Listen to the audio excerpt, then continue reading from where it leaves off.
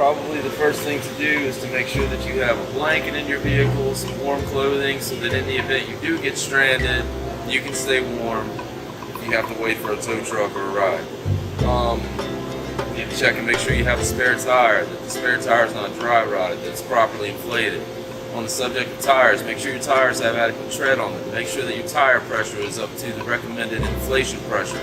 In the cold weather, the pressure actually decreases in your tires, so you may need to check your tires frequently to make sure that your air pressure is lower than it should be.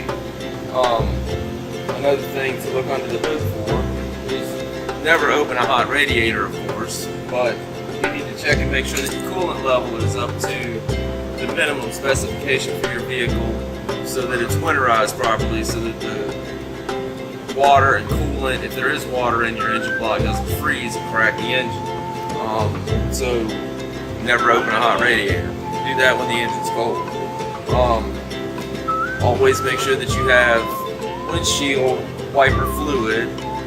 They have windshield wiper fluid that has de-icer mixed in with it that you can buy at a place like AutoZone or something like that. Keep that in it and keep a spare gallon in the trunk so that when you run out, you'll have something to put in there so that you can de-ice your windshield, and make sure that you have some windshield wiper blades, because the cold weather makes the windshield wiper blades brittle, and so you need to check these things before it gets cold. Be somewhere with your windshield wiper blades not functioning properly, and then you can't see where you're going.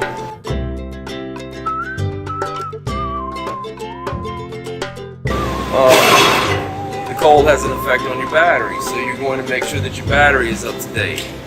Most shops ask that you replace your battery once every 3 to 5 years, depending on the brand and the type of battery that you buy. The more you pay, obviously, the better battery you'll get.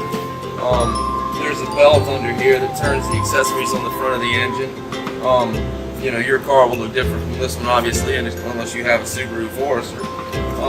But have the belts, the accessory belts, checked by a mechanic to make sure that the belts are good, so that the belt doesn't break and leave you stranded on the side of the road.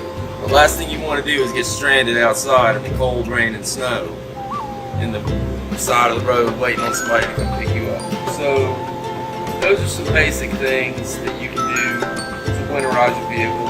Obviously, always check your oil. In the wintertime, you may need to run a different grade of oil. Refer to the manufacturer's handbook that came with your vehicle to find out what kind of oil your vehicle requires, whether you need to change the oil, change the viscosity of the oil in the winter or in the summer. Some vehicles require you do, some don't.